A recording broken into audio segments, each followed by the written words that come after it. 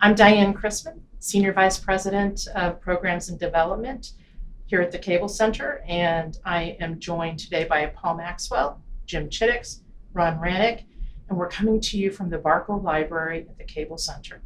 And today we're going to talk about our new virtual reality exhibit that will be kicking off shortly. And Paul's going to give some context, and the rest of the panel will provide some stories and some perspective about why it's important that we capture this information. Yeah, thanks, Diane.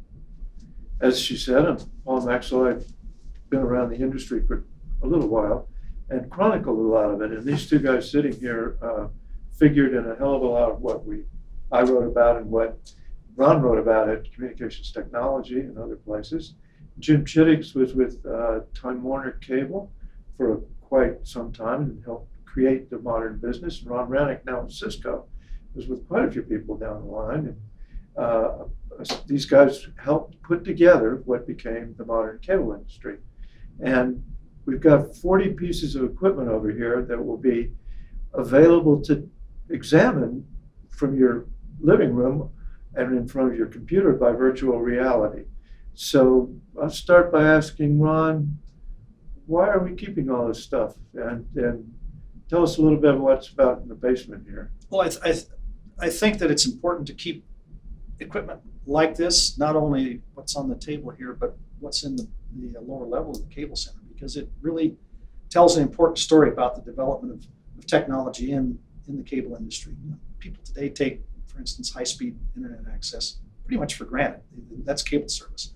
But that type of service would not be possible without the foundation of our industry that is really, I think, described by equipment such as we have here on the table. So it's a pretty important representation of where the industry came from, and I think one can extrapolate from this type of technology and what's available downstairs where the industry's going.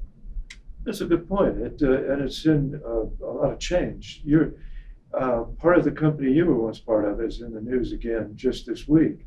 And the history of what was Time Inc., ATC, Time Inc., Time Warner Cable, and so on. And you got to watch a whole lot of that get put together.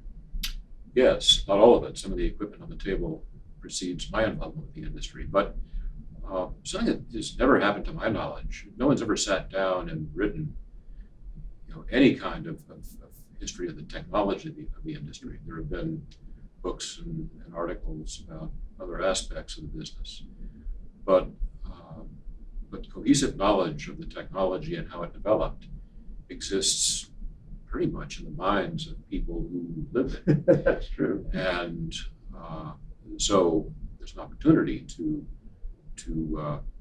capture that for others to know and understand.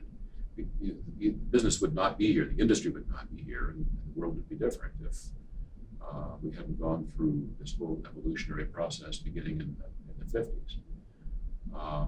So it's great that the Cable Center has preserved a lot of artifacts in the basement. And now the challenge is to tell the story of those artifacts, to weave that together into the story of how the industry got here in terms of the technology side.